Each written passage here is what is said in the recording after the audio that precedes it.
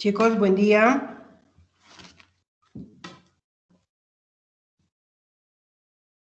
Buen día, doctora. Buenos días, doctora. ¿Cómo están, chicos? Buen día. ¿Ya se ve mi escritorio? Sí, doctora. Ya. Entonces, vamos a seguir. El próximo viernes está confirmado, ¿no? Nuestro examen. Sí, doctora. ¿A qué hora va a ser?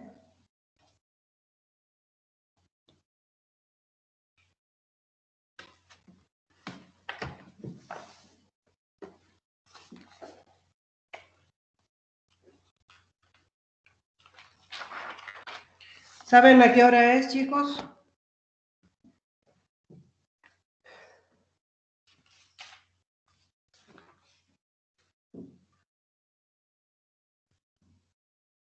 No. 16:45. Ah, ya. 16:45. Viernes. Ya, chicos. Entonces, ahora, hasta donde hoy lleguemos, hasta ahí va a ser el primer parcial.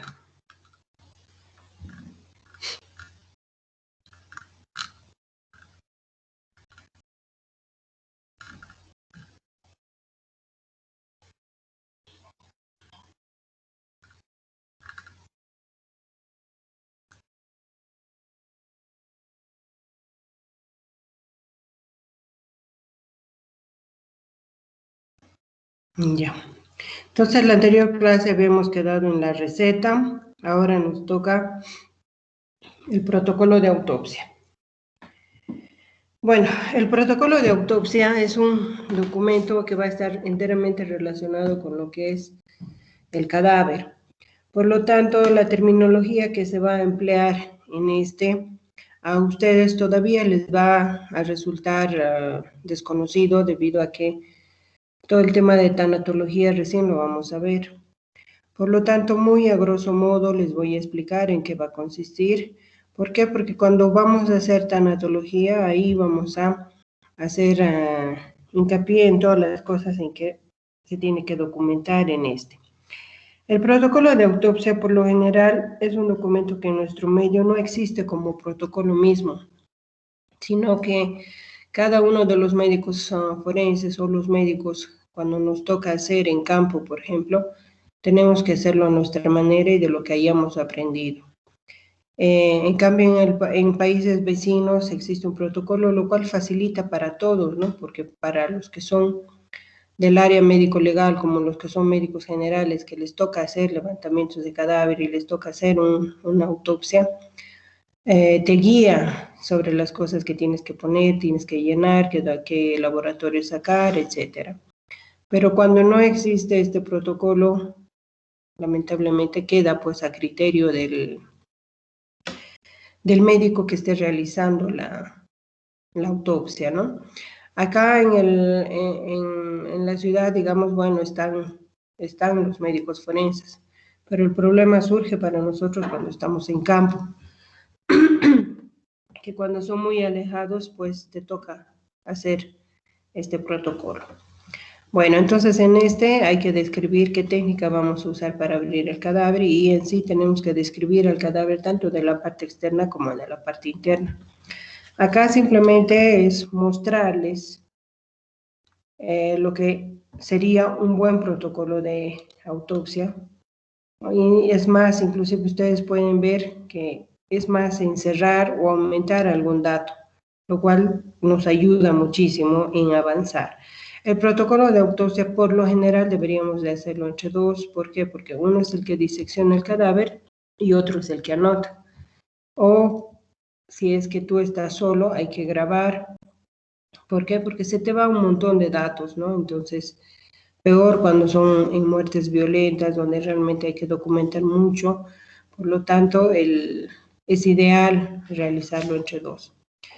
Simplemente mostrarles algunos datos ahí, por ejemplo, de tu estado general, de cómo están tus cabellos, si eres, si tienes cabellos para empezar, o si eres churco, lacio, si tu pelo es negro, etcétera, ¿no? Esas cosas generales que parecerían no tener importancia, tienen mucha, porque muchos cadáveres han llegado NNs, o sea que no se sabe quiénes son.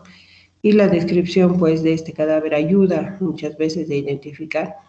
O algunas veces toca enterrar a estos sin que nadie los reclame y después, meses después, aparece alguien que puede ser. Entonces nosotros tenemos que dar estas generales del cadáver para que la familia más o menos pueda saber si podría corresponder o no a su familiar. Lo mismo los ojos, la nariz, la boca, cada una de estas cavidades tenemos que describirlas. En el examen externo va a importar mucho si son cadáveres recientes, todos los que son fenómenos cadavéricos. Como les digo, el próximo tema es ya tanatología y vamos a volver sobre esto, que se tiene que describir. ¿Para qué? Para que me ayude a dar en qué posición ha muerto el cadáver, cuántos días de muerto lleva, o tal vez es un fenómeno cadavérico tardío el que está. Entonces, vamos a completar esto a medida que vamos a ir avanzando la materia. Al examen interno, lo ideal es abrir todas las cavidades. Estos protocolos, ustedes ven, tienen inclusive un peso aproximado de los órganos, lo cual también nos ayuda mucho porque también nosotros no dominamos los pesos, ¿no es cierto? Y para gente que no es del área, también le ayuda a saber si este órgano está crecido o no, o si puede o pudiera tener alguna particularidad. Entonces, cada uno de los distintos aparatos, sistemas hay que ir revisando. Corazón, por ejemplo, hay que pesarlo, medirlo, abrir cada una de las cavidades, todos los vasos grandes, las válvulas, etcétera. Tenemos que las coronarias, revisar por posibles infartos o infartos antiguos, etcétera, ¿no? Lo mismo pasa con el abdomen. Cada uno de los órganos que componen o que se encuentran en la cavidad abdominal tienen que ser descritos. Lo mismo pasa para la parte de la pelvis y de los órganos masculinos, tanto femeninos como masculinos. En cuanto a lo que es laboratorios, tenemos igual un montón de laboratorios, al igual que en el vivo. Partiendo de los generales de sangre, orina, líquidos cefalorraquídeos, se van a ir añadiendo y a medida que vamos a avanzar los temas, ahí también de cada uno de ellos vamos a describir qué debemos de pedir para sustentar un posible diagnóstico, ¿no? Entonces, tenemos ahí de acuerdo al caso. Por ejemplo, el alcohol, ¿no es cierto? En casos de accidentes de tránsito, por ejemplo. En casos de ahogamientos, el plancton. En casos de drogas y alcohol, el humor vítreo. O el monóxido de carbono, ¿no es cierto? En sangre. Como en el caso que hemos tenido recientemente, ¿no es cierto? De esta chica que ha ido a sofocar en Melga y que lamentablemente murió. Bueno, cuando se le dosifica en sangre el monóxido de carbono, pues está bastante elevado. Ustedes saben que una vez que el monóxido de carbono se une con la hemoglobina, esa unión es irreversible, por eso es que uno llega a fallecer de manera tan rápida, ¿no? Entonces, ya no agarra oxígeno y solamente la unión con el monóxido se hace totalmente irreversible. Entonces hay que dosificar eso en sangre y obviamente, como en este caso, no es que ha fallecido por quemaduras o algo, ¿no? Sino que el monóxido de carbono realmente mata bastante rápido. Y así vamos a ir viendo que hay un montón de laboratorios según los casos, ¿no? Por ejemplo, en agresiones sexuales, lo mismo que vamos a sacar 3 hisopados por cavidad, ya van a saber de en qué consiste cada uno de estos. Entonces, por lo pronto, simplemente ese pantallazo general en cuanto a protocolo de autopsia. Seguimos con el siguiente documento que no lo tienen en el texto, así que tomen nota, que es el certificado de defunción. Este sí es un documento que está bastante allegado a nosotros y es de gran valor médico-legal, jurídico y administrativo, ¿ya? Viene en un formulario preimpreso, sí, y netamente está relacionado con el acto médico. Y solamente va a ser expedido por un médico. Ya vamos a ver bajo qué circunstancias. Antes, este certificado de defunción era más manejable, o sea, se los encontraba en más establecimientos, inclusive los médicos particulares podían tenerlo, etc. Pero ahora ya se ha vuelto un documento bastante controlado. ¿Por qué? Porque se ha mal usado.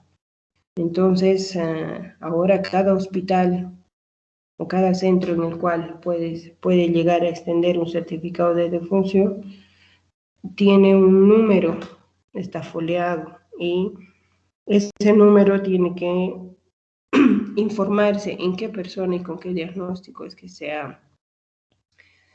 se ha liberado ese documento, ¿no? Entonces está bastante controlado. Ahora bien, ¿cuándo vamos a extender? Y acá es donde ustedes tienen que meterse esto a la cabeza, ¿ya?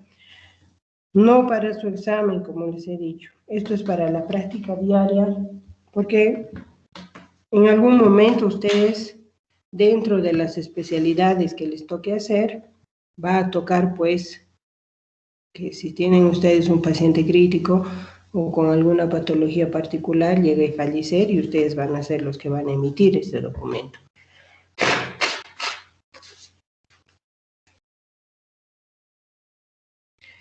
Toda muerte natural, el médico va a tener que emitir un certificado. ¿Qué se entiende por muerte natural? Primero, muerte natural es aquella en la que la persona fallece, uno, por una patología, ¿ya? Yo puedo tener un cáncer, por ejemplo, y llego a fallecer por esta, es considerada una muerte natural. También como parte del ciclo de la vida, que ya cuando uno está viejito, pues ya todo le falla, ¿no es cierto? Entonces, si bien no tiene un cuadro en específico, pero a la vez hay una falla multiorgánica, ya por lo viejito, qué sé yo, un paro al final de, qué sé yo, con 90 años, algo así. Entonces, eso también es considerada una muerte natural. A diferencia de otras en las cuales hay un asesinato, un homicidio, etcétera, un accidente de tránsito, donde son muertes violentas. Esto ya también lo vamos a aclarar mucho más en el próximo tema. Pero en muerte natural, quiero que les quede bien claro eso. O por parte del ciclo de la vida, por vejez, o por un cuadro patológico, ¿ya? En esos dos casos, el médico está en la obligación de extender el certificado de defunción. Entonces, dentro de lo que es los cuadros patológicos, vamos a ver que vamos a extender en casos de muerte por enfermedad aguda, en el cual el médico que le ha asistido en este tiene un lapso de más o menos 24 horas que ha visto a este paciente y el paciente llega a fallecer. Entonces, en ese caso, me toca a mí extender el certificado de defunción. Muerte por enfermedad crónica. Cuando el médico asistió al paciente fallecido en los últimos 7 días. Esto es súper importante ya legalmente hablando. ¿Por qué? Porque si por decirles el paciente no volvió en más de un mes al centro médico, o peor, más de un año, por ejemplo. Entonces, en esos casos, le compete al médico forense extender el certificado de defunción, no a la parte médica. ¿Por qué? Porque la ley es muy clara. Nos da tiempos en los cuales nosotros tenemos que apegarnos. ¿ya? Para la parte aguda, 24, y para la parte de enfermedad crónica, 7 días. Más de ese tiempo no deberíamos de extender un certificado de defunción y el médico forense tomar cargo. Prohibido, ¿ya? Esto es igual, para meterse en la cabeza para siempre, para no meterse en problemas. Porque si ustedes extienden un certificado de defunción que no les compete, entonces en ese caso ustedes pueden ser procesados e ir a parar a la cárcel. Entonces no estamos hablando de una sanción administrativa, no. Estamos hablando de que o sea, se lo tipifica como falsedad material y eso tiene cárcel. Entonces, prohibido extender en casos de muerte violenta. Se entiende por muerte violenta cuando participa en esto casos dentro de lo que es un suicidio, cuando es la propia persona que atenta contra su vida, cualquiera que haya sido el medio. Homicidio, cuando una tercera persona realiza actos que van a llevar a la muerte, igual de cualquier etiología, puede ser arma blanca, arma de fuego, envenenamientos, etcétera, ¿no? Y accidentes, qué sé yo, al cruzar la calle, lamentablemente por distraído, o porque no vi bien, o porque en la noche no le puso luces el auto, no sé, puede ser un montón de cosas, por apurado, me hago atropellar, ¿no es cierto? Y como eso hay un montón de accidentes, en bici, en moto, en el mismo auto, etc. Gente que llega a fallecer ahí. Entonces, en esos casos, sí o sí es el médico forense que va a extender. En todos estos casos se tendría que haber hecho un levantamiento de cadáver e inmediatamente llevarlos al instituto forense. Sobre todo en los temas de suicidio, tengan muchísimo cuidado, ¿ya? La familia muchas veces a donde va a acudir de primera instancia es pues al hospital. Y en el hospital, así haya tenido sobrevida este paciente, aunque sea de unas horas y que ustedes hayan, qué sé yo, por decirles, se ha tomado un diazepam, una caja de diazepam, y hemos logrado hacer lo que se llama el lavado, ¿no? Y aún así se le ha metido a terapia y haya llegado a fallecer, no importa. La causa de la muerte es pues un suicidio. Es intoxicación, ¿no es cierto? Por lo tanto, así haya fallecido en el hospital, no compete extender. Se hace la denuncia, inmediatamente su cuerpo es trasladado al Instituto Forense y ahí se le realiza la autopsia y la extensión del certificado de defunción. El segundo grupo, muerte sospechosa, es aquella en la cual puede haber muerte sin asistencia de nadie, qué sé yo, que solito en la casa la persona, algún familiar, algún vecino se ha percatado que ya varios días no aparece esta persona, entran a su casa y aparece muerto. Aparentemente al examen físico no hay lesiones, etcétera, no hay violentamiento en la casa, que puedan pensar que ha entrado alguien a robar, qué sé yo, y lo han golpeado. No hay. Pero en estos casos ha muerto solo y debe de ser o debe de ir a la autopsia. Fallecidos asistidos por personas no autorizadas. Lo mismo, ¿no? Entonces que una persona vivía, qué sé yo, sola y solo con un pariente y fallece. Entonces lo mismo.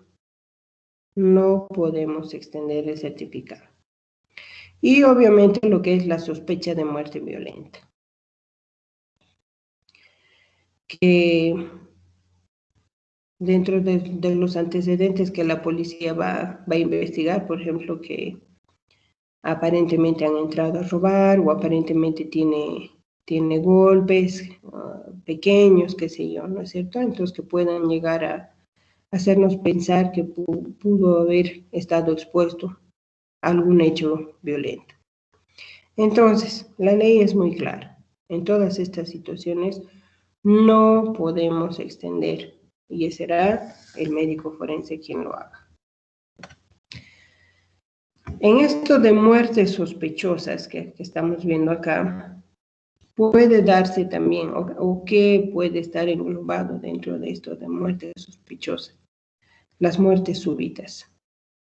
Aquellas que se dan en personas, ya sea en niños, en bebés, en gente ya adulta, en la cual aparentemente está todo bien y de la nada se desmayan y lamentablemente aparecen muertas, ¿no? Entonces, hay muchas causas neurológicas y cardiovasculares que están inmersos como causa. Muchas de ellas no fueron detectadas por ser, qué sé yo, trastornos también un poco raros. Por lo tanto, al médico forense le tocará pues buscar estas causas. Muertes en establecimientos de detención. Toda persona detenida que llegara a fallecer asociada o no a hechos violentos, igual, debe de ser llevado hacia una autopsia. Ya, entonces, en todas estas circunstancias tiene que quedar muy claro. ¿Por qué? Porque muchas veces en cualquiera de estas, los primeros a los que llaman son a los médicos. Entonces, muchas veces nos hacen pisar el palito.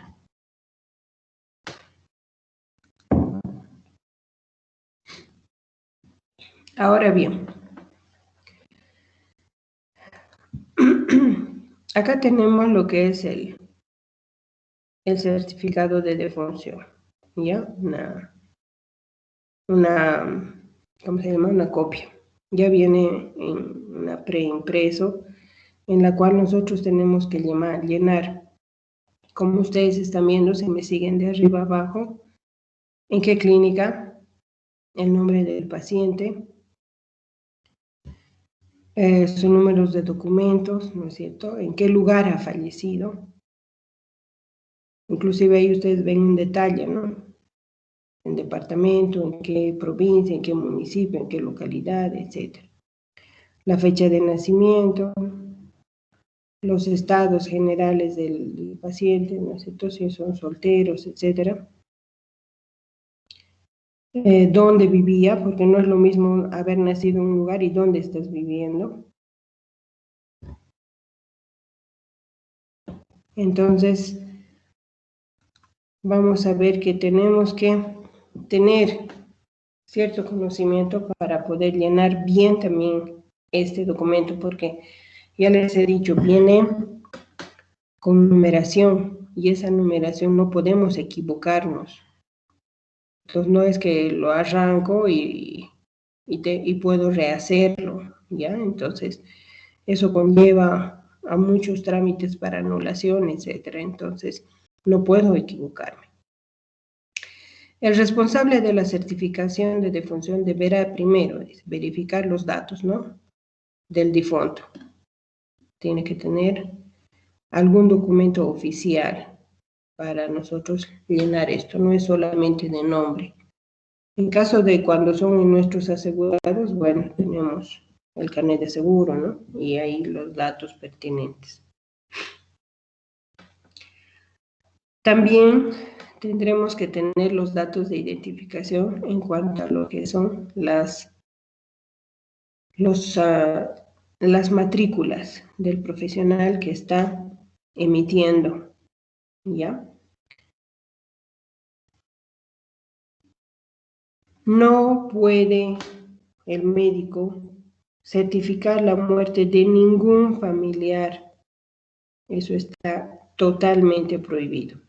¿Y eso por qué? Porque les había dicho, ¿no? Muchas veces ha sido mal usado esto.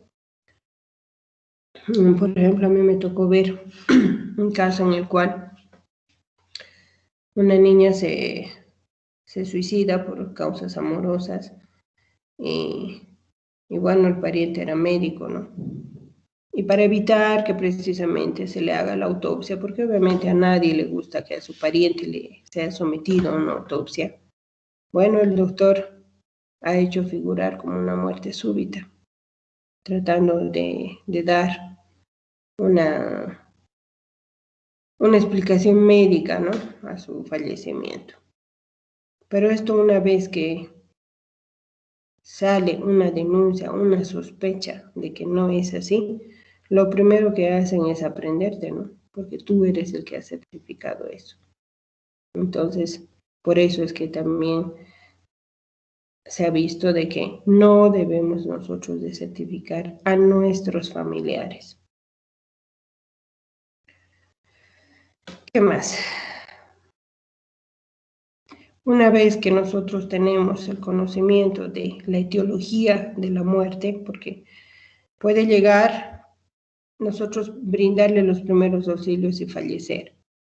Y con eso muchos parientes creen que ya una vez que la persona ingresa y fallece en el establecimiento, quieren obligarnos muchas veces, especialmente en campo, ¿ya?, a que nosotros extendamos este certificado de defunción. Pero a medida que nosotros vamos investigando de cómo ha podido suceder esto, de todas las causas que pueden haber llevado al fallecimiento de esta persona, entonces nosotros vamos, ya sea formando una teoría de muerte natural o formando una teoría de muerte violenta, ¿no? Entonces, si es violenta o accidental, ya hemos dicho, ¿no?, el certificado lo debe de extender el médico forense. Entonces, todos estos datos tienen que ser llenados en letra legible, ¿ya? No podemos nosotros equivocarnos. Y al último siempre va lo que son nuestra firma, sello e inclusive de la institución. ¿Para qué? Para que se respalde, pues, este documento. ¿Ya? ¿Qué más? El otro documento. Ahora, con esto hemos terminado el primer grupo. El segundo grupo, que es el de valor probatorio preconstituido, habíamos visto de que solamente se emite por orden de fiscalía, a requerimiento del fiscal. Y teníamos dos documentos, el certificado médico forense y el informe pericial. Vamos a empezar por el certificado médico forense. Lo mismo. Cuando el médico forense va a hacer un reconocimiento, un examen a algún paciente, siempre viene por orden fiscal. Entonces, si ustedes, por ejemplo, ven algún caso en el cual, por ejemplo, un accidente de tránsito, en el cual puede llegar a haber complicaciones, entonces se les dice, vaya a la policía, siente la denuncia de que ha sufrido usted un accidente. Muchas veces ya se sabe quién ha sido el causante, entonces se da también esos datos, y como hay lesiones, se pide que se extienda para un reconocimiento del médico forense. El fiscal de turno nos va a extender este requerimiento, y con eso nosotros recién vamos a poder ir al Instituto Forense, donde, como en cualquier hospital, lo mismo, ¿no? Se saca un turno, una ficha, esperas a que te llamen y te hace el reconocimiento y te extiende esto, ¿ya? Ahora bien, este certificado médico forense tiene que ser del día, a la hora en la cual tú estás, lleva lo que son mis matrículas también. Ahí en la primera parte ustedes ven, dice, ¿no?, a requerimiento fiscal. Los nombres, los datos del paciente, siempre igual con algún documento que acredite que es la persona que dice ser. Y se hace lo que es ya el examen. Primeramente voy a poner siempre los antecedentes, que son muy parecidos a nuestra historia clínica de motivo de consulta, ¿no? En las propias palabras del paciente y tal y como te lo está contando. Si son términos por ejemplo, en mi panza, no médicos, ¿me entienden? Entonces, tengo que ponerlos así porque son antecedentes del caso. Muchas veces en agresiones sexuales estos son sumamente importantes debido a que los peritajes psicológicos también se van a basar en esto, en ver qué terminología está empleando el niño para contar lo que le ha pasado o el adolescente, ¿no? Entonces, estos antecedentes no debe pasárselos por alto, son muy importantes dentro de un caso. Y luego ya viene lo que es el examen físico. El examen físico por lo general tiende a ser más regional, pero en casos, por ejemplo, de linchamientos o de accidentes de tránsito, etcétera, o de caídas, tenemos lesiones en todo el cuerpo, entonces tenemos que documentar cada una de estas lesiones. Llegamos a un diagnóstico igual que en las historias clínicas, como en este caso, por ejemplo, policontusión, y la diferencia con la parte médica es que la parte médica pone tratamiento, ¿no es cierto? ¿Qué tratamiento se le va a dar? En cambio, en la parte médico-forense, lo que toca es dar, pues, los días de impedimento. Los días de impedimento van a ir de acuerdo a la clasificación de las lesiones. Las lesiones leves le competen, o sea, legalmente hablando, hay lesiones leves, graves y gravísimas. Y cuando hagamos lesiones, ahí les voy a enseñar cuánto tiempo cada una de ellas toma. Ya, si bien también voy a tomar un parámetro médico, pero también este tiempo tiene jurídicamente una conducta. A los de lesiones graves y gravísimas, por ejemplo, les va al posible agresor o al posible causante de estas lesiones, hace de que vaya detenido. Por lo tanto, a los abogados de las partes, o sea, de la víctima en este caso, le conviene que cuanto más días le dé, mucho mejor, porque el otro va a ir preso. En cambio, si yo soy el causante de esa lesión, obviamente no me va a gustar, ¿no es cierto? Voy a preferir que me den la menor cantidad de días. ¿Qué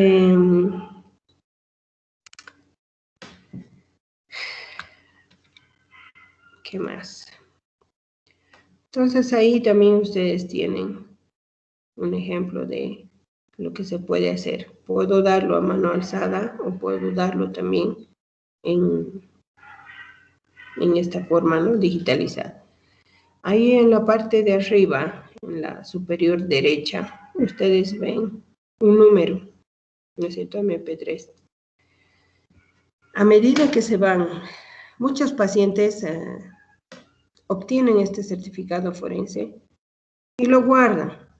Ven, digamos, cuándo lo van a utilizar de acuerdo a las circunstancias.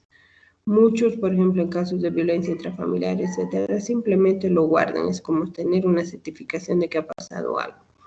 Si es que más adelante me animo a hacerle un proceso, por ejemplo, a mi esposo, etcétera, por maltrato o por pelear por las custodias de los niños, etcétera, entonces yo voy a mostrar esta mi prueba. Pero muchas veces también ya de entrada, este certificado forense ya está dentro de un proceso legal. Por ejemplo, qué sé yo, en accidentes de tránsito, ya en el cual la persona está con una lesión bastante grave, por lo tanto el otro está preso, por ejemplo, ¿no es cierto?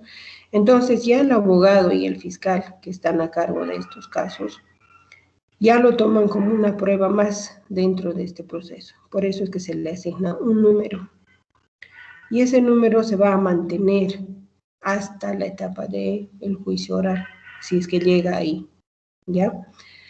Entonces, muchas veces los abogados, esto ya para simplemente conocimiento de ustedes, ¿no?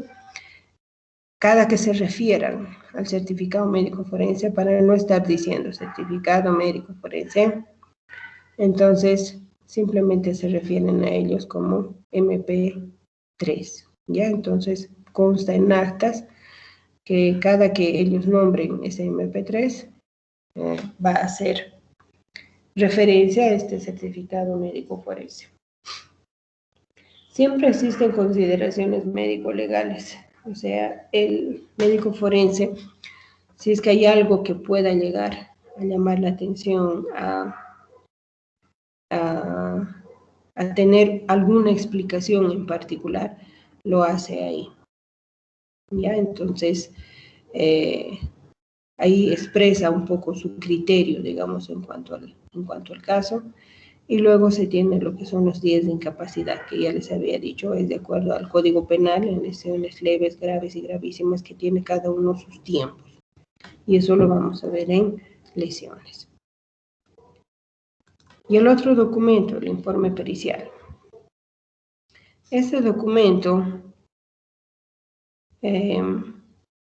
igual no tiene un formato establecido. Cada uno de los peritos va a ver cómo lo va, o sea, en qué formato, en qué esquema lo va a presentar. Como concepto, ¿qué es un informe pericial? Es un informe técnico-científico que lo elabora el perito a petición de una autoridad judicial para aclarar dudas que pueda presentar ¿ya? Entonces, les pongo un breve caso para que ustedes más o menos se ubiquen de qué voy a hablar de este documento. Si yo tengo un caso traumatológico donde se me acusa de que yo he cometido un acto negligente y eso ha derivado en una lesión en mi paciente, yo para defenderme voy a contratar a otro traumatólogo que va a revisar mi caso y va a hacer un informe pericial dando a conocer todo lo que ha visto de este caso. Ahora, para complicarles un poquito más, no es un informe general. El informe pericial tiene puntos de cuestionamiento a los cuales este perito va a tener que responder, ¿ya? No es lo que le parece, sino que durante la investigación se han generado dudas en relación al acto médico. Entonces, esas dudas se las va a plantear en forma de preguntas. Ejemplo, se le ha pedido los estudios pertinentes a este. Ahora, tiene una resonancia. La resonancia es el mejor estudio para valorar esto. La técnica quirúrgica empleada es la adecuada o ha sido la correcta. La medicación que ha recibido este paciente es la apropiada, ¿no es cierto? Entonces, son términos generales, o sea, son preguntas generales que se les da. Entonces, el perito, o sea, el otro traumatólogo, va a tener que responder a esas cuestionantes. Nada más, ¿ya? Ahora, por otra parte, yo paciente, que me siento dañado por este médico, también me voy a contratar otro traumatólogo que va a responder las mismas preguntas que tiene el otro traumatólogo, pero obviamente, como va a ser de mí como paciente, él también va a tener que encontrar cosas que hagan o que muestren que el traumatólogo que ha atendido a este paciente pues ha incurrido en algún error, ¿no? El otro va a mostrar que he hecho correcto y el otro va a demostrar lo que me he equivocado. ¿Ya? Esa es más o menos la idea de lo que hace un informe pericial. Entonces, va a tener partes, en general hablando, ¿no? Si quieres te apegas o si no te puedes brincar también algunos de los pasos. Un preámbulo en el cual se da las generales del caso, por ejemplo, en qué juzgado está, quién es el juez, quiénes son las partes. Yo también tengo que dar mis datos. Si soy, qué sé yo, médico traumatólogo, que ha estudiado en tal lugar con tantos años de experiencia, con una subespecialidad, qué sé yo, en rodilla, no sé, algo así, ¿no? Entonces, muy general, los datos de todos los participantes de este caso. En la exposición, lo mismo, ¿no? Una breve. Ahora, en esto, cada que emitimos algún documento, siempre tiene que estar revisado por un abogado. ¿Por qué? Porque por la terminología que nosotros empleamos, tanto la médica como la común, para los abogados no significa lo mismo. Por lo tanto, tenemos que tener mucho cuidado en los términos que empleamos, ¿ya? Entonces, eso hace de que sí o sí tenga que ser revisado por un abogado. En la discusión ya va más lo que es toda la parte científica, toda la parte bibliográfica que yo pueda haber obtenido de este caso para respaldar que este médico ha hecho lo que tenía que hacer según los protocolos, etcétera, ¿no? Entonces ahí va todo mi respaldo de la bibliografía. Y en conclusiones es la respuesta concreta a las preguntas que se nos ha hecho. No tenemos que hablar o decir o escribir mucho, porque los médicos tendemos a complicarnos en cuanto a los términos. Como les digo, no hablamos el mismo idioma. Por lo tanto, estas conclusiones tienen que ser bien concretas a lo que se les ha preguntado. Ahora bien, ¿cuál es el objetivo de la pericia? Aclarar las dudas que se han presentado en relación a un caso médico. ¿Tiene otros nombres? Sí. Dictamen, peritaje, pericia, informe técnico médico legal, etcétera. Ya todos dicen lo mismo. Acá en la forma de presentación, quiero que me tomen muy en cuenta lo que voy a decir. Ya habíamos visto de que una vez que yo como médico soy denunciado por cualquier caso de mala praxis, viene una primera etapa en la cual el fiscal hace toda la investigación, donde se tiene que documentar pruebas de testigos, pruebas de documentos, peritajes, etcétera, ¿ya? Esta etapa de investigación se denomina etapa preparatoria. Y la pericia se la tiene que presentar en forma escrita, ¿ya? Esta etapa preparatoria puede durar semanas, meses, de acuerdo a la complejidad del caso. No tiene un tiempo.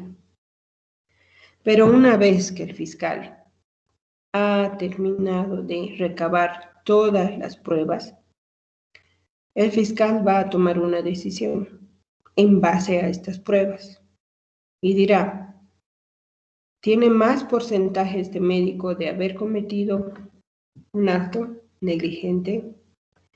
¿O tiene más posibilidades de que realmente este médico lo ha hecho bien? Si yo creo que él ha hecho lo que tenía que hacer, ha actuado de manera correcta, entonces el caso se cierra ahí. No voy a tener antecedentes, nada. Es como si nunca hubiera existido, ¿no? Obviamente hay términos legales ahí mucho más complejos ahí. Entonces, queda ahí. Ahora, por el contrario, si yo como fiscal encuentro que este médico tiene alta probabilidad de ser el autor de ese daño, entonces procedo a lo que es la siguiente etapa, que es la etapa de juicio oral. Y es así, una vez que se instala, no va hasta terminar, no va a parar. En general toma 2, 3 días, especialmente cuando son casos complicados, pero no más de eso. Entonces, no es como la etapa preparatoria que dura semanas, meses. La etapa de juicio oral, una vez que se instala, máximo 2, 3 días, y eso ya va a tener una sentencia. Esa sentencia podrá ser buena o mala, de acuerdo en cuál de los lados estás, ¿no es cierto? Ahora bien, en esta etapa de juicio oral, ¿qué le pasa al perito? El perito, y a su trabajo, que sería el peritaje, va a tener que defenderlo. Como ustedes ven en las novelas, en los o en los informativos, etcétera, ¿no? No, va a declarar, va a ir a mostrar todo lo que tú has encontrado, vas a exponer. La forma de exponer es como tú quieras, si quieres solamente hablando, si quieres con dibujos, si quieres esquematizando, como tú prefieras. El punto es que hagas entender muy bien a gente que no es del medio, que este médico ha procedido de manera correcta. Por eso es que les decía, ¿no? El término, la terminología médica, la técnica misma, hay que evitar hacerla mucho. ¿Por qué? Porque tú puedes ser una luz y puedes haberlo explicado de la mejor manera que solo otro médico te entiende, pero lamentablemente los que van a sacar la sentencia no son médicos. Entonces, tú tienes que llegar a esta gente con un lenguaje, pues, bastante sencillo, ¿no? Entonces, las formas de presentación en la etapa preparatoria son de manera escrita. En la etapa de juicio oral es una defensa oral de este peritaje. Ahora, ¿cuánto valor tiene este informe pericial? Si bien es un documento muy importante dentro de un proceso, tiene que tener bases científicas, ¿sí?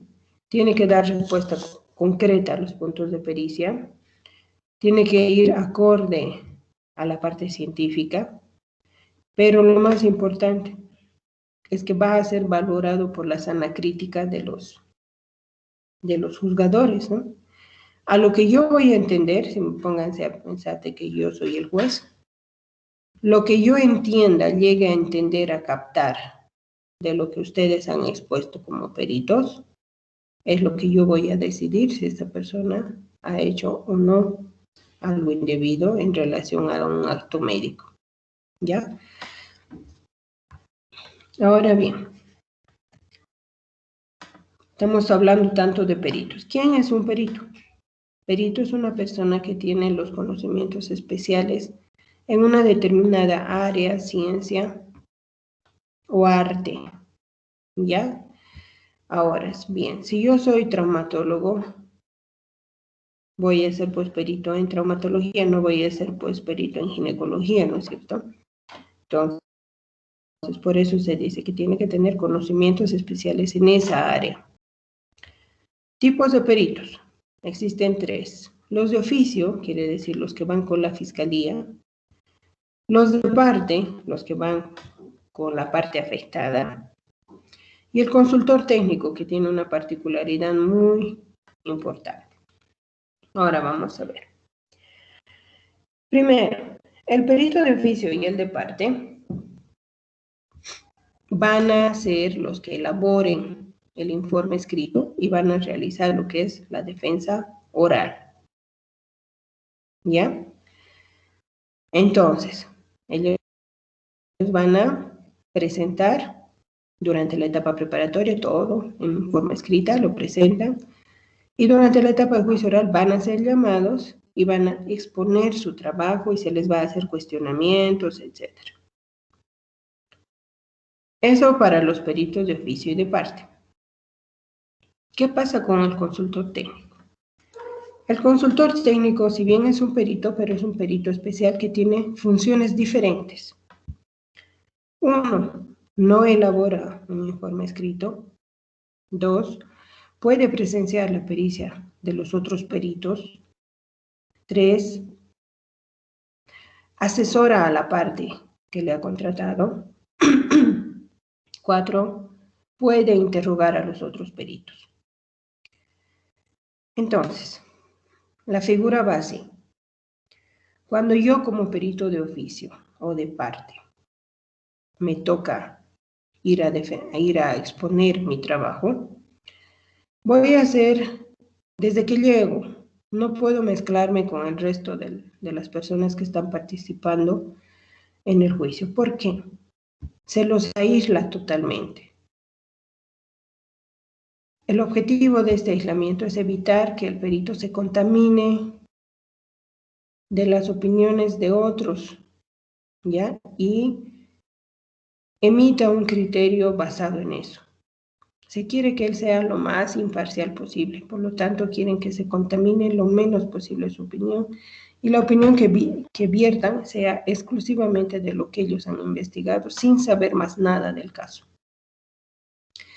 Entonces, los peritos entran a una habitación y cuando les toca, recién salen, acompañados por un policía, entran a la sala, exponen su trabajo, se les pregunta y nuevamente salen de la sala. Y no es que ya pueden quedarse en la sala a escuchar o permanecer ahí, no. Tienen que retirarse del establecimiento. Lo que no pasa con el consultor técnico. El consultor técnico es un perito especial. Él puede estar sentado al lado del abogado y estar durante toda la realización del juicio, desde un inicio hasta que se emita sentencia. Puede asesorar a la parte aún en cuestiones no médicas, por ejemplo, qué sé yo, o sea, estamos en un caso médico, ¿no? Pero no relacionadas netamente al acto médico. Puede ser, qué sé yo, que han ido otros testigos o se presentado otras pruebas, etcétera. Y si tú consideras que no está bien o te has dado cuenta de algo, o que puedes aportar o preguntar algo más a estos, tú le dices al abogado o le pasas preguntas si tú quieres. Por eso se dice, ¿no? De que puede asesorar al abogado. Ahora bien, ¿qué pasa con que puede presenciar la pericia de ellos? Si estos peritos van a realizar, qué sé yo, algún laboratorio, alguna prueba, o van a entrar a algún acto médico, etcétera, él también puede acompañarles. Pero va a estar en unas palabras en lo que se dice de mirón. Él no puede estar opinando ni cuestionando nada, simplemente va a mirar. Cuando se dé el caso de que pueda ser, por ejemplo, si yo voy a ir a una exhumación, mis peritos van a ir, pero yo como consultor también puedo ir, pero solamente a mirar. Y obviamente de lo que voy a mirar voy a sacar conclusiones que voy a transmitir a mi abogado, a la parte que represento, para también buscar el provecho de esa prueba para nosotros, ¿no es cierto? Ahora bien, ¿qué pasa cuando los peritos están exponiendo su trabajo? Muchas veces el abogado no sabe cómo preguntar. Entonces, en estos casos, el abogado puede pedir al juez de que su lugar para interrogar a los peritos médicos sea tomado por el consultor. Este consultor es obviamente otro médico traumatólogo, ¿no? Como el caso que estamos dando de ejemplo. Entonces, el consultor se para, toma la palabra y él empieza a interrogar. Obviamente, su interrogatorio, si bien puede ser neto técnico, no debemos hacerlo, como les he dicho. Tengo que buscar preguntas y las mismas respuestas que van a dar los peritos tiene que ser en un lenguaje sencillo, que pueda ser entendible por un tribunal. Ese tribunal, o sea, los jueces, está formado por 5 personas, 2 jueces técnicos y 3 jueces ciudadanos.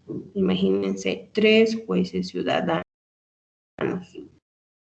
Y por lo general, y puede haber desde otras profesiones, nunca va a ser un médico, por si acaso, en casos de negligencia, ¿no? Pero sí te puede tocar para otros. Porque toda la población podemos ser llamados a ser jueces ciudadanos. Te sortean del patrón electoral que tenemos al azar, por juicio, qué sé yo, a 50 personas.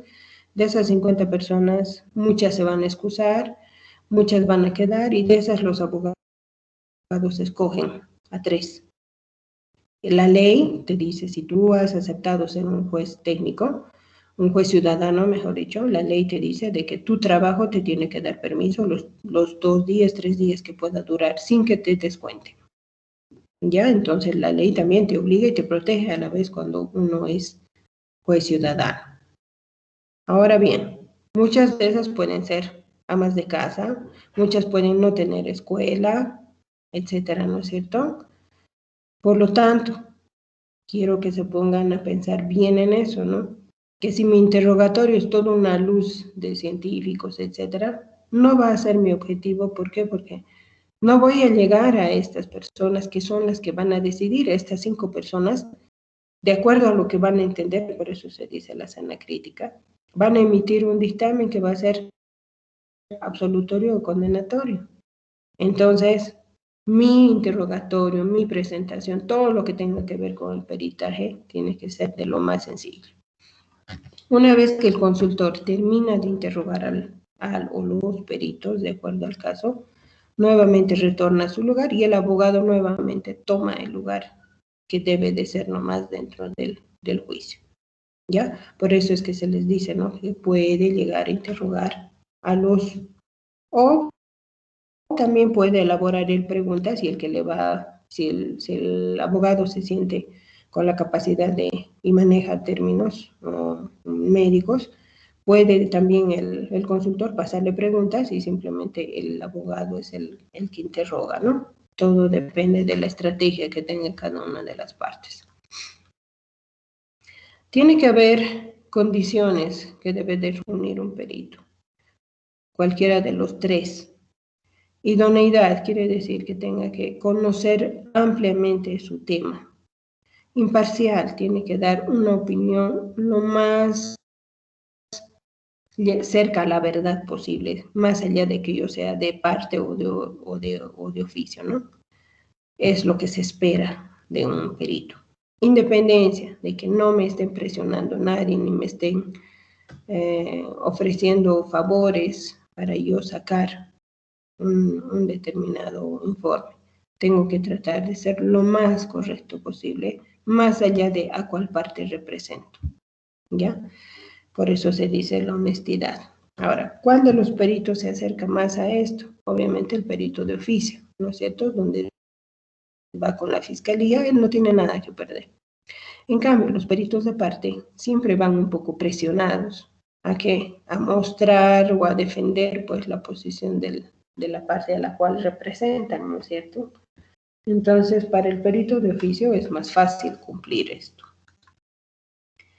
¿Cuándo no puedo ser perito? 1. Cuando soy amigo o enemigo de alguna de las partes.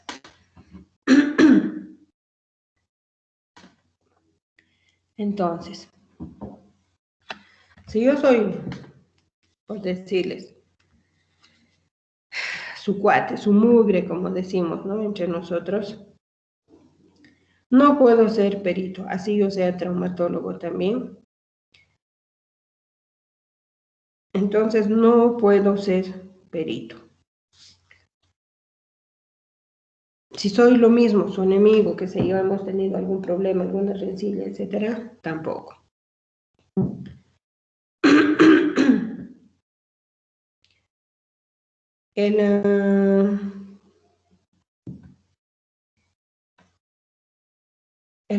Otros impedimentos. Les voy a dar primero la lista y luego les hago el comentario, ¿ya? Ser amigo o enemigo de alguna de las partes, ¿ya? Haber conocido algo del caso, haber sido testigo del caso, haber emitido algún criterio en relación al caso.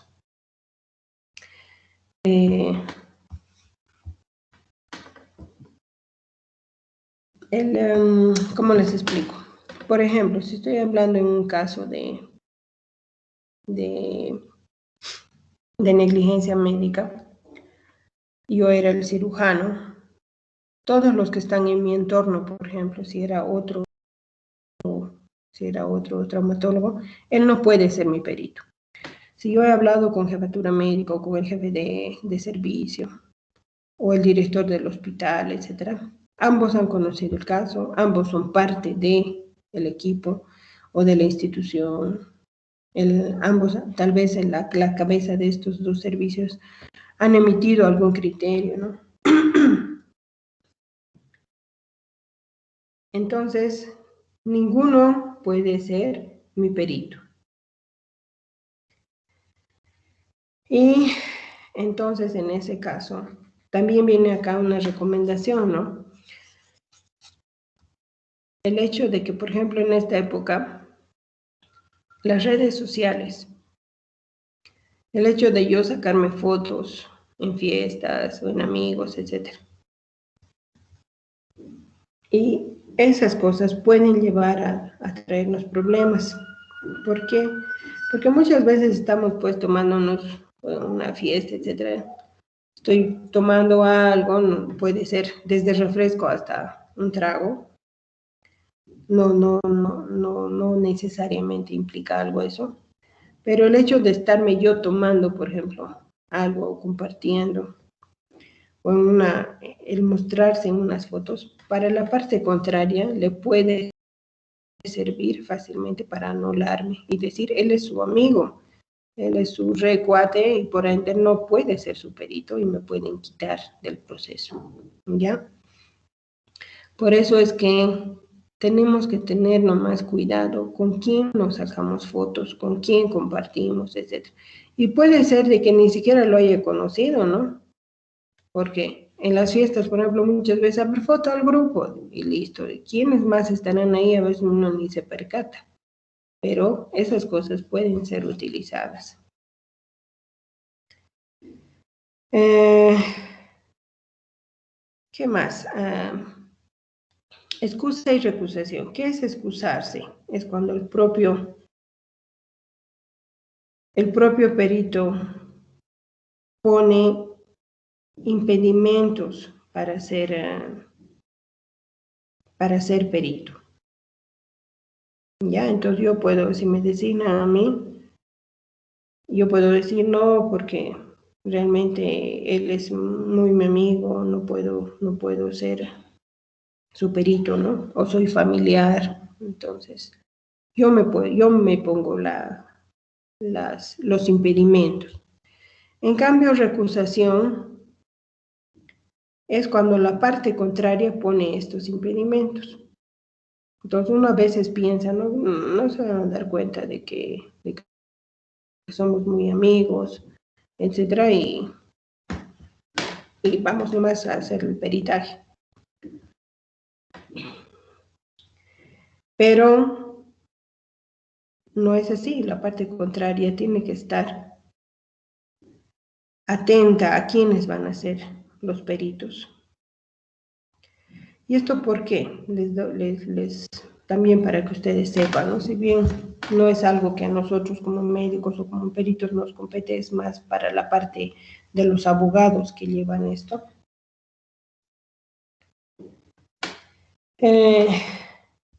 Cuando estás en la etapa preparatoria y alguien me recusa, yo puedo volver a buscarme otro perito. Pero en cambio, cuando me recusan durante la etapa de juicio oral, no puedo reemplazar. Se anula a ese perito y se anula todo el trabajo que pudo haberse realizado y lo poco o lo mucho que pueda haber aportado al caso. Y obviamente los peritajes, como les digo, si bien no es la prueba estrella, pero es pues uno de los puntos más fuertes que tenemos dentro de las partes. ¿Por qué? Porque es la parte técnica misma que se va a defender de que yo he hecho pues un buen trabajo como médico, ¿no es cierto? Entonces, imagínense si a mi perito me lo sacan, me lo anulan, yo ya no puedo reemplazarlo durante la etapa de juicio oral. Por lo tanto, son estrategias que tienen los abogados. No te voy a recusar nunca pues un perito dentro de la etapa preparatoria. Al contrario, voy a buscar y si he detectado un error en tus procedimientos, lo voy a anular durante la etapa de juicio oral. ¿Para qué? Para que tú no tengas más opción y obviamente eso va en beneficio mío, ¿no es cierto? Entonces eso es lo que significa excusa y recusación de peritos.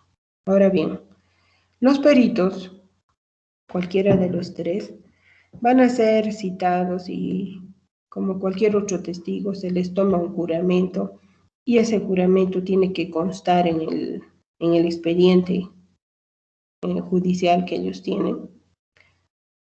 Esto, por ejemplo, el no tener esta constancia de que se le ha tomado el juramento, etcétera, puede ser causa de recusación.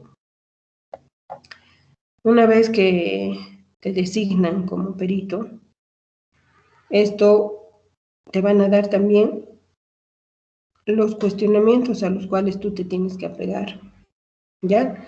No es que el fiscal te dice, revise ese caso y emita un criterio. No.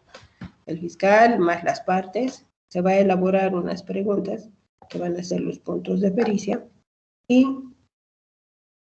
tú tienes que responder a eso. ¿Cuántos peritos puedo tener? ¿Cuántos yo requiera? La ley no te pone un número, ¿ya? Puedo tener 2 peritos, un consultor técnico en una misma parte. Y puedo tener uno solo o no tener ninguno. No se olviden que también estos son trabajos especiales que en determinados casos, cuando son muy sonados, por ejemplo, también los peritajes suben, pues, en cuanto a precio. Entonces, para tener varios peritos, también pues tengo que tener nomás cierta facilidad económica para pagar estos estudios, ¿no? El plazo de la entrega los pone el fiscal, de acuerdo a la complejidad del caso. Te podrá dar 2 días, una semana, un mes, un año, etcétera, dependiendo del caso. Ahora, como peritos, ¿podemos pedir ampliación de plazo? Sí. O sea, eso a través de mi abogado, ¿no? Yo le voy a decir, mira, estoy estudiando, estoy buscando, no he logrado todavía completar, pues que es un poco complejo el caso, entonces el abogado es el que va a pedir esa ampliación de la entrega de la pericia. Ya, entonces, por lo tanto, el peritaje, como les decía, ¿no? Si bien no es la estrella, pero sí es uno de las pruebas más importantes que se presentan, especialmente en casos de negligencia médica, donde yo tengo que ir a defender, pues, como perito, ya sea si soy del médico, voy a tener que mostrar, pues, que efectivamente, de acuerdo al diagnóstico, ha sido la mejor opción, ha sido los mejores materiales, se ha hecho el estudio correcto, la medicación correcta, que el postoperatorio ha sido controlado, etcétera, ¿no? Y como parte del paciente también, si yo soy el perito de él, yo tengo que demostrar que este doctor no ha utilizado el material correcto, no ha hecho una buena técnica, etcétera. Por lo tanto, pues el peritaje tiene una gran importancia, si bien no es la definitiva. Pero como les digo nuevamente, si lo presentamos este peritaje en terminología neta médica, no voy a llegar a estos jueces que no son médicos. Por lo tanto, así sea muy bien presentado esto, no va a cumplir mi objetivo, ¿no? Que es el de llegar a estos jueces ciudadanos y a los 2 jueces técnicos, que son los que van a decidir, según su sana crítica, si soy culpable o no. ¿Ya? No sé si tienen alguna pregunta en cuanto a estos documentos que acabamos de ver. ¿Nada? ¿Está todo claro? Bueno, para terminar el tema, vamos a hacer lo que es el secreto profesional. ¿Qué es secreto? Es el compromiso que tenemos la parte médica de no dar a conocer todo lo que hemos conocido de un paciente, ya de no divulgar todo lo que hemos llegado a conocer durante la consulta, ya sea del interrogatorio, del examen físico o a través de los laboratorios, porque muchas veces el paciente no nos da sus datos, pero a través de los laboratorios nosotros logramos conocer o llegamos a conocer cómo está su estado de salud, ¿no es cierto? Y muchas veces el paciente, por ejemplo, no nos dice que tiene VIH y en los estudios sale VIH, ¿no es cierto? Entonces, todo lo que he conocido de este paciente se queda ahí. Es extensivo a todo el personal. Eso quiere decir que internos, residentes, enfermeras, el médico mismo, otros colegas, inclusive la parte administrativa, porque como les decía, ¿no?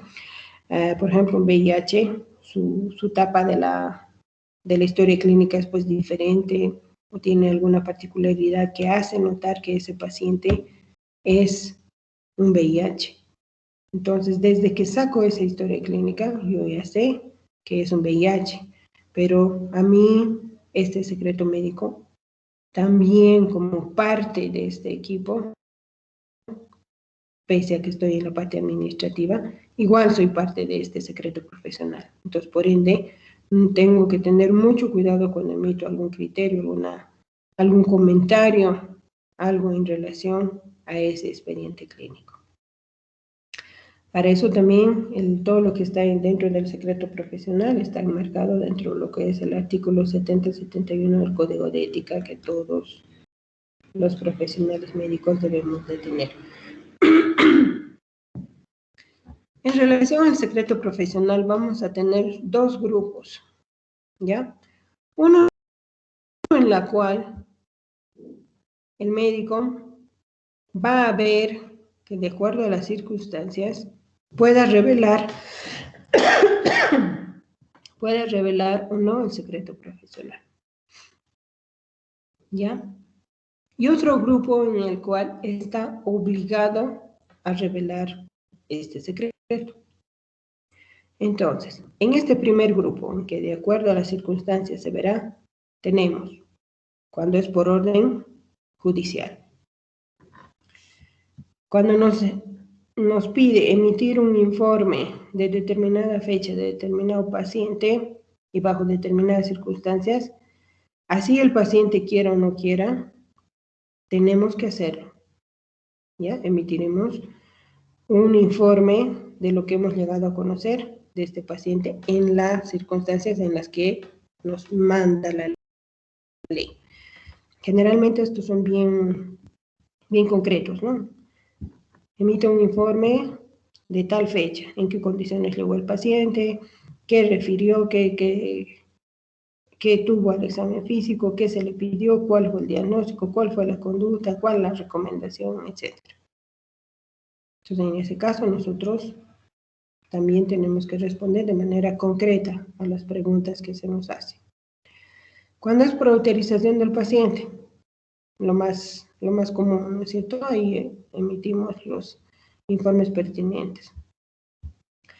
El médico forense es el único profesional del área médica que no tiene secreto profesional. ¿Debido a qué? A que todo paciente que va al médico forense exige pues una certificación. Por lo tanto, el médico forense emite todo lo que ha conocido de este paciente, da a conocer todo lo que ha conocido y lo que se va a hacer con este paciente. Por lo tanto, no tiene secreto profesional. En caso de enfermedades infectocontagiosas, como estamos ahora, ¿no es cierto?, en este contexto de COVID, por ejemplo, ustedes han debido ver, todos los centros médicos, todos tienen que elevar información de cuántos pacientes se ha atendido por día, por semana, por mes. El CDE siempre está recabando esta información. Y es de esa manera que todos los días en la televisión, por ejemplo, vemos, ¿no? Pacientes positivos para el día de hoy 70, sospechosos 100, difuntos o fallecidos 2, digamos. ¿Y eso es por qué? ¿Por qué? Porque todos los centros médicos tenemos la obligación de comunicar de determinados cuadros. Ejemplo de esto es un VIH, ahora en el contexto en el cual estamos, está el COVID, ¿no es cierto? Entonces el COVID, VIH, rabia, por ejemplo, dengue. Entonces hay un montón de enfermedades que se los maneja a nivel del mismo CEDES y de sus unidades de estas enfermedades, ¿no es cierto? Entonces, inclusive los medicamentos, ellos te los dan.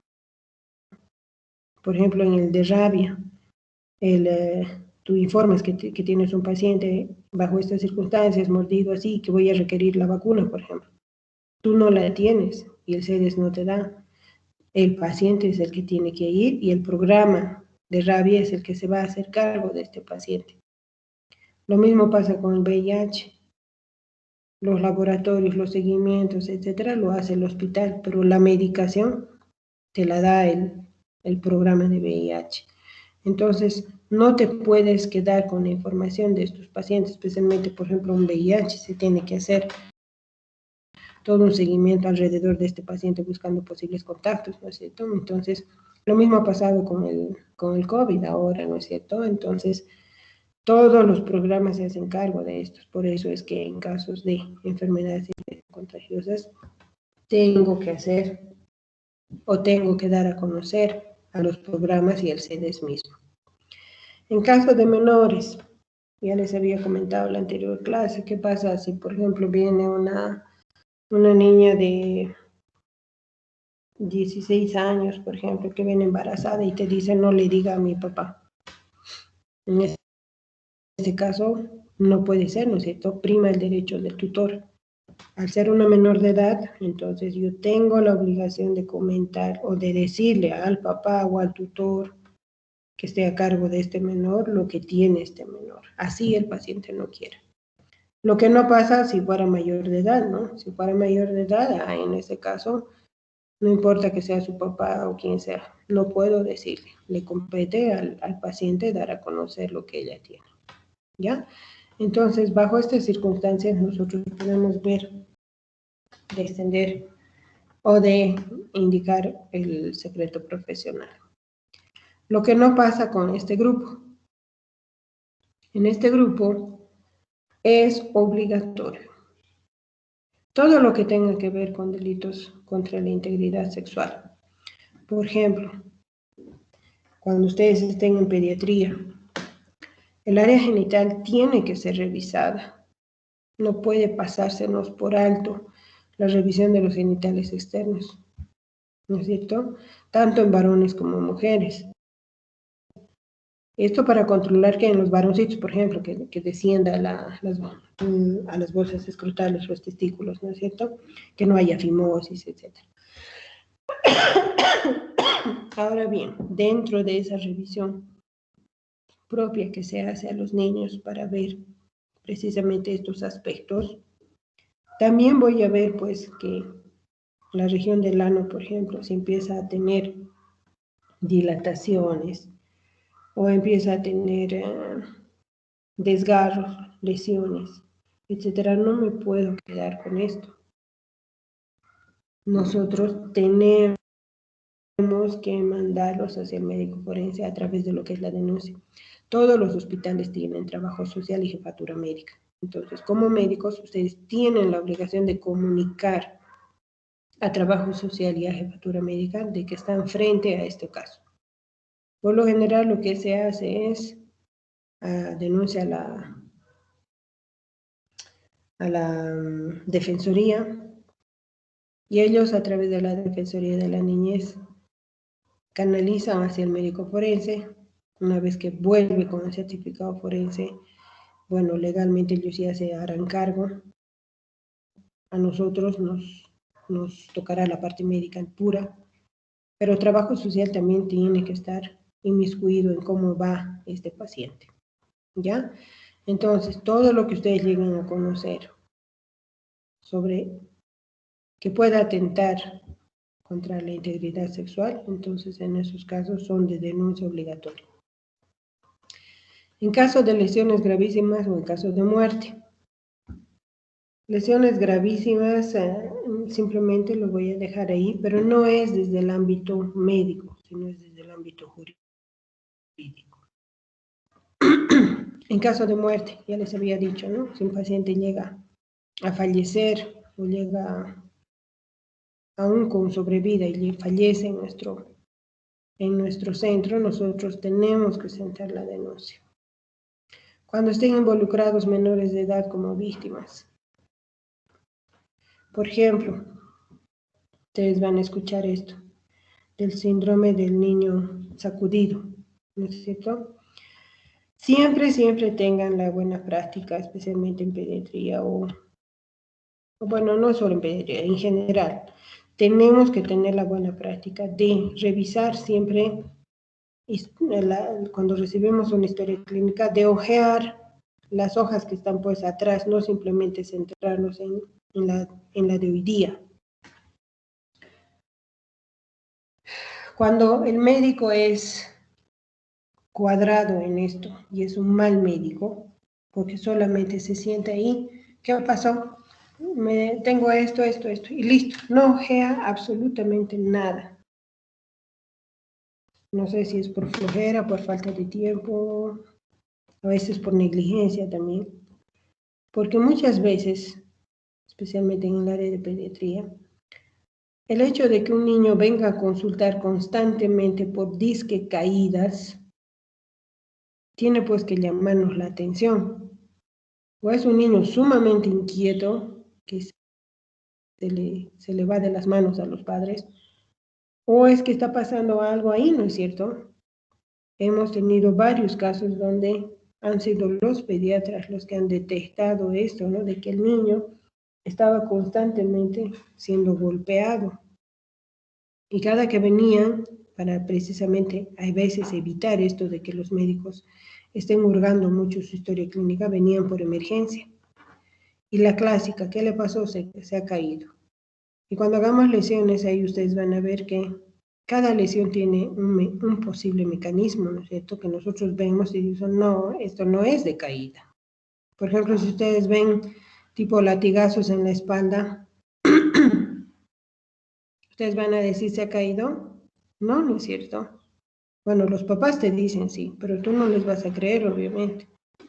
Entonces, cuando hagamos lesiones ahí vamos a ampliar, pero ustedes ya dentro de lo que es la consulta, ustedes tienen que revisarles de la cabeza a los pies. Si ustedes encuentran cicatrices antiguas y varias cicatrices en el cuerpo, ese niño y encima está introvertido, no quiere hacerse tocar, no quiere hablar, etcétera, lo ves muy callado, muy asustadizo, siempre mirando al papá o al acompañante.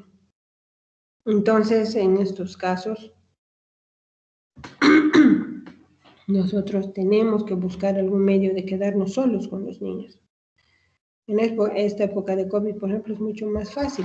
Se les pide a los papás uno solo por consulta, ¿no es cierto? Ahora, obviamente, cuando son muy chiquitos no hay cómo evitar esto. Pero nosotros tenemos que revisar y pedirle a la mamá que espere un poquito más atrás, qué sé yo, y empezar a hablar con el niño, ¿no? No sé si ayer han escuchado, por ejemplo, de este papá que ha querido violar a la nieta y que ya violó a sus otras 3 hijas. Cada que iban al médico, dice que él, el papá, pedía que todo por ejemplo, el médico, ¿no? Decía, ¿ya quién le va a acompañar? El papá no se separaba de estas niñas, cuando eran niñas, ¿no? Ahora ya son adultas. No se separaba por nada del mundo. Todo el tiempo que era para el médico, yo la llevo. Entonces, no daba chance a que la víctima pueda realmente decir a alguien que estaba sometida a este abuso sexual. Entonces, cuando nosotros vemos, y especialmente ya eres médico donde frecuentemente acude a ti, conoces ya a esos niños, más o menos cómo se comportan. Entonces, cualquiera de estas cosas que llame tu atención, tienes que retener a esos niños, no puedes dejar que vuelvan a ese medio. En delitos perseguidos de oficio, como son suicidios, accidentes, lesiones por arma blanca, lesiones por arma de fuego, en todas estas estamos obligados a hacer la denuncia. ¿Ya? No podemos, más allá de que les vas a curar, etcétera, no podemos quedarnos solo con eso. Tenemos que sentar la denuncia. ¿Ya? ¿Está entendido?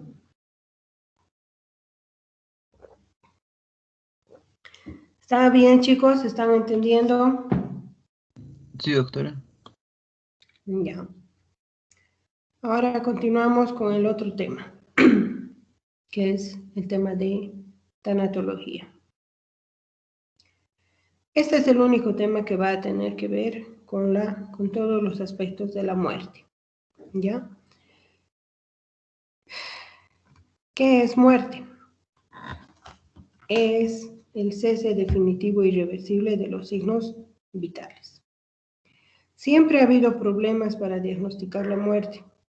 Ahora, digamos, en los hospitales ya estamos un poco más capacitados debido a que tenemos el electrocardiograma, ¿no es cierto? Pero en cambio en la antigüedad siempre era bastante difícil documentar esto. Te exige de que tengas tú que buscar signos cardíacos, signos respiratorios y neurológicos.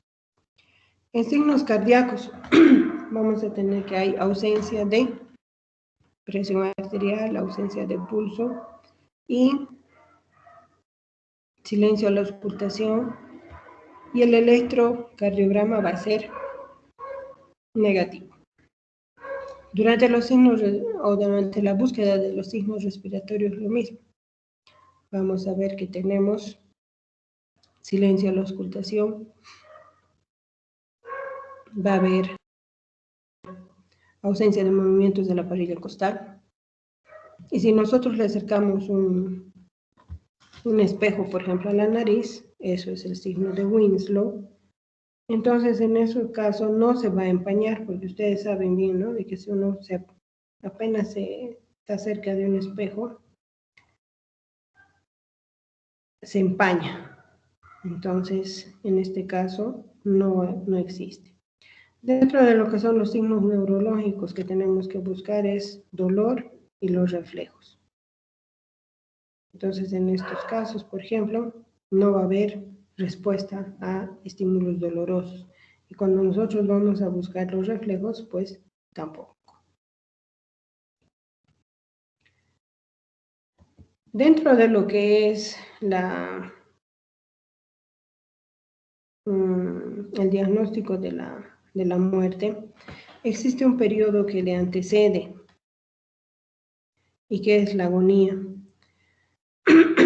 Una vez que la persona está entrando en agonía, quiere decir que sus células están muriendo, no hay un retroceso hacia la vida, ¿ya? Necesariamente cuando se instala la agonía va a culminar en la muerte. Las células no mueren todas a la vez. Si bien la persona, por ejemplo, deja de respirar, a nivel celular, esta muerte pues es en forma cronológica. Por ejemplo, las primeras en morir son las células cerebrales, ¿no es cierto? Toda lo que es la parte nerviosa. En cambio, las últimas van a ser siempre las musculares. Y los órganos que mejor van a resistir también estos son lo que es la próstata, mejor dicho, el útero y la próstata. Son los órganos que también resisten mucho más la falta de oxígeno, la falta de nutrientes, ¿ya? Entonces, las células musculares, por ejemplo, son las últimas en morir. Ahora bien, vamos a ver de qué existen formas y variantes de la muerte. La muerte natural, que es la que ya les había dicho, ¿no? La muerte natural es aquella que va con una patología o que va con parte del ciclo de la vida. No interfiere nadie en este tipo de muertes. No hay un hecho, una persona, nada. Ya, simplemente es por el curso de la enfermedad y por que ya está viejito. La muerte violenta es aquella en la cual participa una tercera persona o un hecho en particular. Vamos a tener que está catalogada como muerte violenta a el accidente, que es un hecho fortuito, al suicidio, que es cuando la persona atenta contra su propia vida, y el homicidio, cuando es una tercera persona la que ocasiona una lesión que lleva a la muerte. En todos estos de muerte violenta, lo que caracteriza va a ser de que la muerte sobreviene antes del tiempo que se espera para ese grupo etario, ¿ya? Y la muerte por causa dudosa es aquella en la cual al examen físico no tengo lesiones, pero tampoco tengo antecedentes de alguna patología que pueda explicar esta muerte repentina. Tiende esta muerte por causa dudosa, también va hacia lo que es la autopsia, y por lo general, un gran porcentaje de las personas que ingresan por esta causa tienen una patología no diagnosticada. En general, trastornos de conducción, por ejemplo, a nivel del corazón. Y, como les digo, no hay al examen físico ningún signo de lesión y aparentemente no existe una patología. Pero durante la autopsia, un gran porcentaje muestra de que ha sido una causa patológica que no fue diagnosticada o que es muy rara. Ahora bien, para terminar, ¿a qué se denomina causa de muerte y a qué se denomina mecanismo de muerte? La causa de la muerte va a ser aquel hecho violento o aquella patología que va a desencadenar una serie de pasos que van a llevar a la muerte. Ejemplo, una patología, un cáncer de pulmón, un hecho violento, una lesión por arma de fuego. ¿Ya? Entonces, es lo que inicia a que se dé toda la fisiopatología que va a ser el mecanismo. Les doy un ejemplo. Un disparo de arma de fuego en el área cardíaca. ¿Ya? La causa es el proyectil, la lesión por el proyectil. El mecanismo van a ser toda la serie de pasos que se van a desencadenar. Por ejemplo, va a haber lesión de la piel, de los músculos, del pericardio, del corazón, nuevamente del pericardio, de músculos. Ahora, podrá quedarse o podrá salir, ¿no es cierto? Ahora, toda esta lesión va a desencadenar, qué sé yo, una hemorragia dentro del pericardio, lo que va a llevar a un taponamiento. Por ende, a paro, ¿no es cierto? Entonces, cuando yo voy a dar una causa, tengo que poder explicar el mecanismo más. Esta causa tiene que ser coherente con el mecanismo. Y al revés, el mecanismo también tiene que demostrarme que esa ha sido la causa. Entonces, no es solamente decir asfixia mecánica, qué sé yo, por estrangulamiento. Yo voy a tener que, durante la autopsia, voy a tener que encontrar todos los elementos que se encuentran durante una estrangulación, lo cual va a corroborar mi diagnóstico, mi posible diagnóstico, ¿no? Entonces, esa es la causa, o esa es la base, por ejemplo, de toda autopsia, que yo pueda saber cuál ha sido la causa y cuáles han sido los mecanismos que realmente expliquen que esa es la causa real de la muerte. Algunas veces, por ejemplo, el otro día han debido escuchar, había una persona que supuestamente se ha ahogado, ¿no? Entonces todo el mundo pensó que se ahogó. Pero en verdad había, cuando se le saca una radiografía, se le saca un proyectil de arma de fuego. Entonces la causa real de la muerte de esta persona fue una lesión por este proyectil. ¿Ya? Entonces, ahora, dentro del cuerpo, cuando haga la autopsia, yo voy a encontrar ese camino que ha recorrido ese proyectil y que seguramente ha lesionado un órgano vital que ha llevado a lo que es la muerte de esta persona, ¿no? Por eso es que es bien importante que documentemos muy bien esta parte.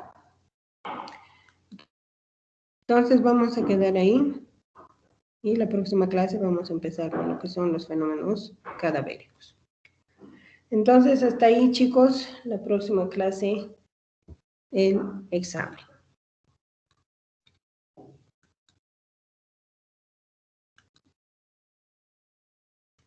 ¿Alguna pregunta?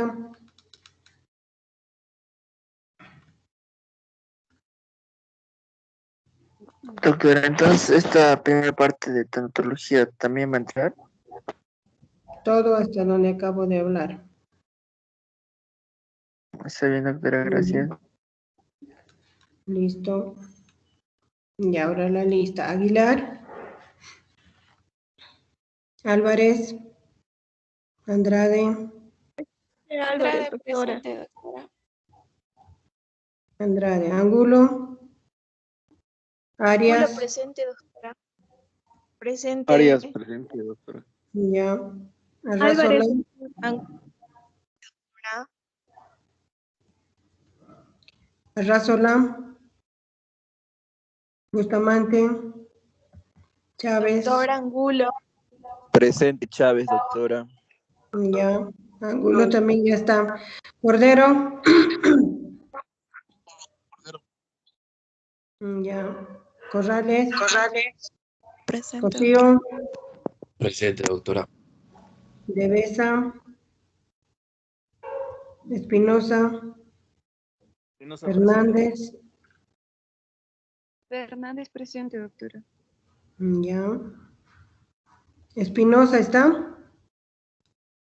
Sí, doctora. Listo. Flores, Presente, doctora.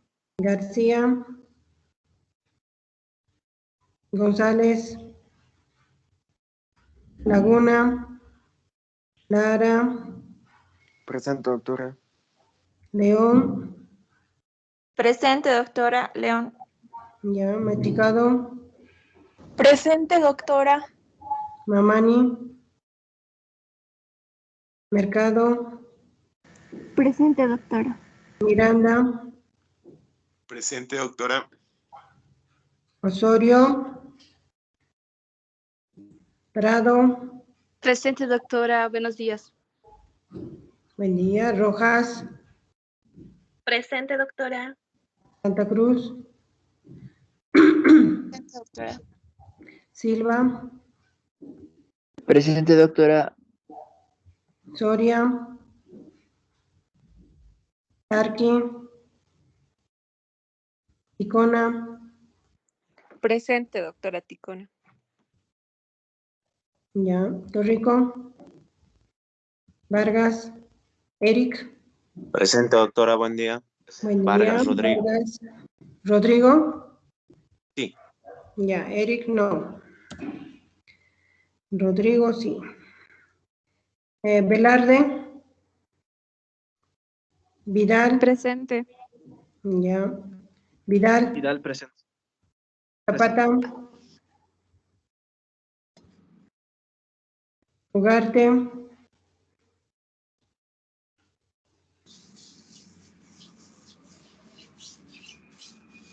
Rebollo, Presente, doctora. ya, Fuentes, Presente, doctora. Veloso, Presente, doctora Veloso. ya. Ya chicos, nos vemos el próximo sábado. Hasta luego, Doc. Hasta luego chicos, Doctora. hasta luego. Disculpe, doctora. De Arrasola su micrófono está mal. Puso en el chat presente. Ya, está muy bien.